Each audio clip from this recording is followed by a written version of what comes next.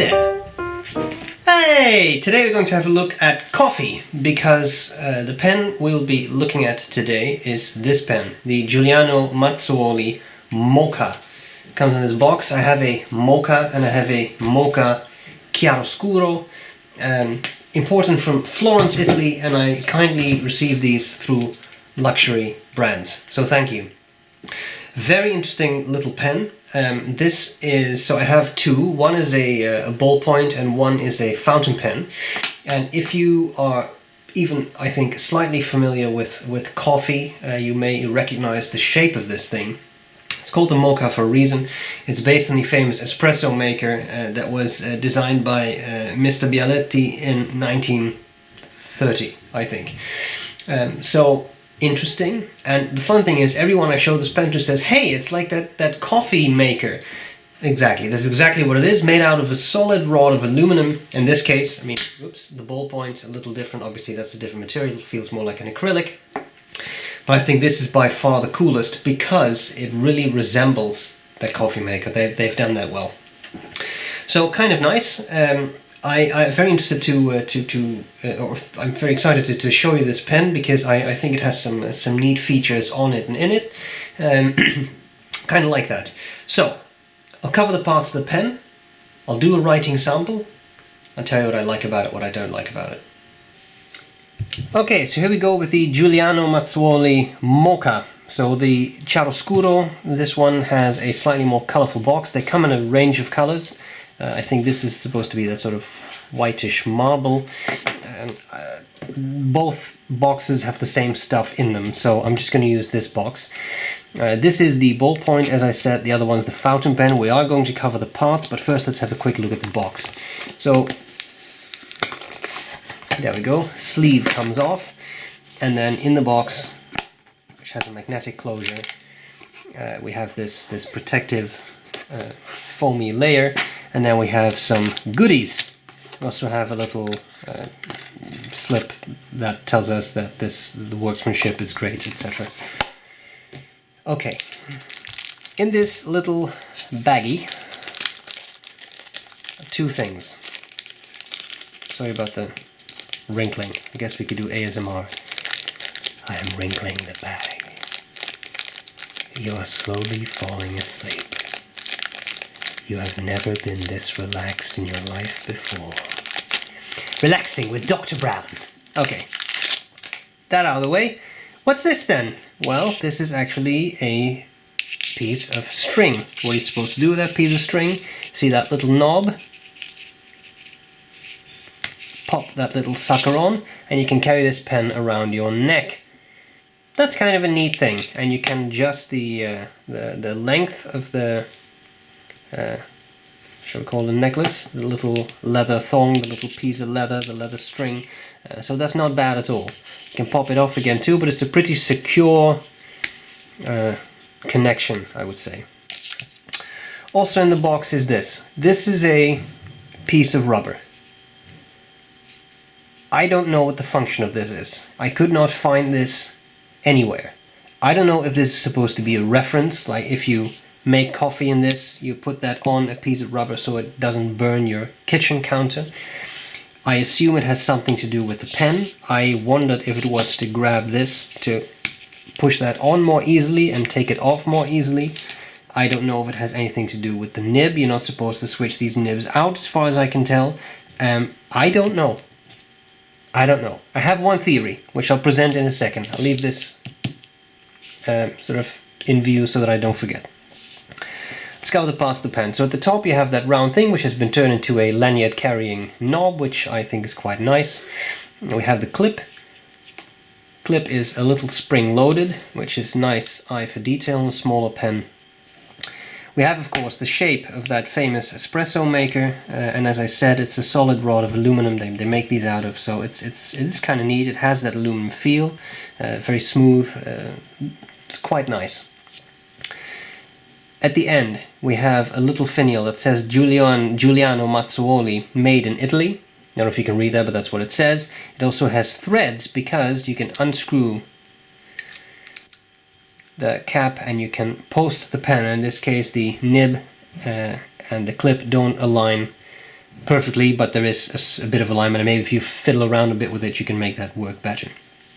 I do think that looks kind of cool. It's a bit futuristic looking with the taper going up and then it flaring out again. I do like the looks of that. Then you have the section. You have a tiny nib. I mean, this it's really tiny. This is the pen next to Lamy Safari. So it is a smallish pen.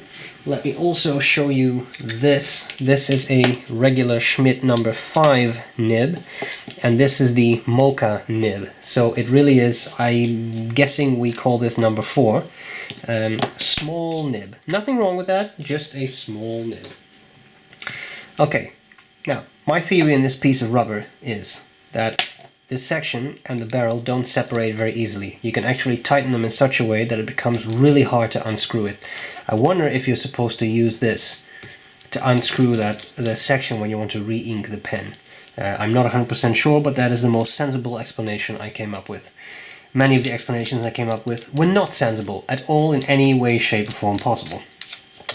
As I said, small nib, steel nib, little feed. They write, the pen writes. It's not the smoothest writer I've ever had, but it's not scratchy. It's just you know, it does what it's supposed to do.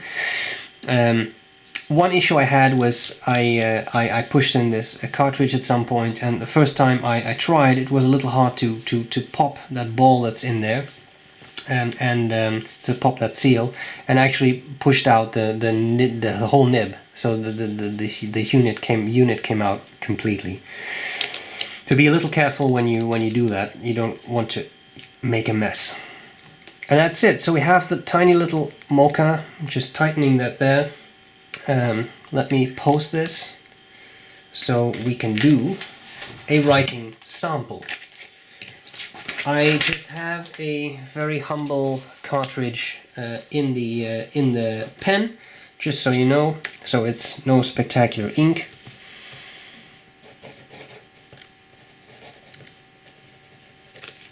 Sorry, just want to tighten the cap. I am reaching around a tripod, so forgive the handwriting. Mocha.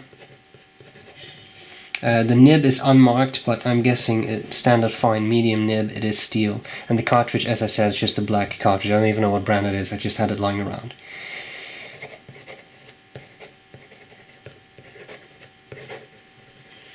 The nib is very stiff, and I don't know if you can hear the feedback. Definitely feedbacky. It's not a glossy, smooth nib, but it writes well, puts down a good amount of ink on the paper, so that's nice.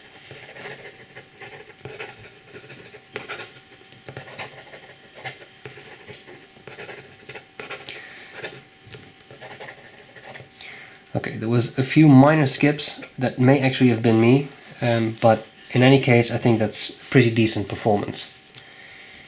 Wetness, it's quite good.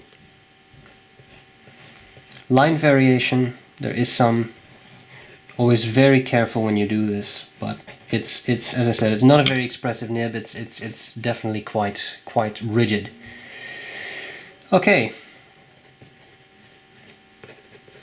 Reverse writing. It's possible. Nib gets much drier and fairly quickly dries out so much that you don't really get anything on the paper, but maybe one or two words you could sort of get away with, and it does turn it from a good medium into a very good fine, if not an extra fine, I would say. So there you have that. We need to learn what I like about it and what I not like about it. That's what's coming up next. I hope this was useful so far. Bye. Okay, let's talk about what I like about the Mocha and what I not like about the Mocha. If you're a coffee lover, I don't know. If you're a coffee lover, I'm sure this might appeal to you. There's some real coffee aficionados. I put this pen in front of Eric. You know Eric from our joint pen talk videos. And he immediately said, oh, that's that coffee maker, that pot. So I think people will recognize this. So there's a coffee lover in your household, I'm sure they would appreciate a gift like this. I do not drink coffee, and I don't really care about the specific thing, but that's me. That's why I would not buy this. But again, I can see how this really appeals to coffee lovers, so that is very nice. And there is a lot of eye for detail in the pen. I mean, it does, I do have to say, it does look like that espresso maker. It's the way it is. It definitely does. I like the details, like the little spring-loaded clip. I do like that lanyard for neck carry. I personally do not carry anything around my neck, but I can see how some people would. This would be an interesting fashion statement, because it's almost jewelry. It's small enough to be some sort of jewelry thing, and you can show off your love for coffee that way, but of course it's also very practical. When you have it around your neck, the pen does unscrew. You can actually use it, but the screwing mechanism is tight enough that I'm pretty sure you won't actually lose your pen. What do I not like about the pen? There's a couple of things. I find the pen pricey for what it is. It has a street price of about $125. That's not terrible as pens go, but I mean, I also don't think it's great for a small pen, because it is small. Yes, it's made out of a solid block of aluminum, but it's a small pen with a tiny nib. I mean, I cannot overstate. Sorry for the noise. I cannot overstate the size, right? Here you have a very simple standard number 6 Schmidt nib versus the Mocha nib. It's tiny, and I have the feeling this may be a Schmidt nib as well, because other pens by Mazzuoli I have reviewed all had Schmidt nibs, so I assume this one is Schmidt too, but it's unmarked, unbranded.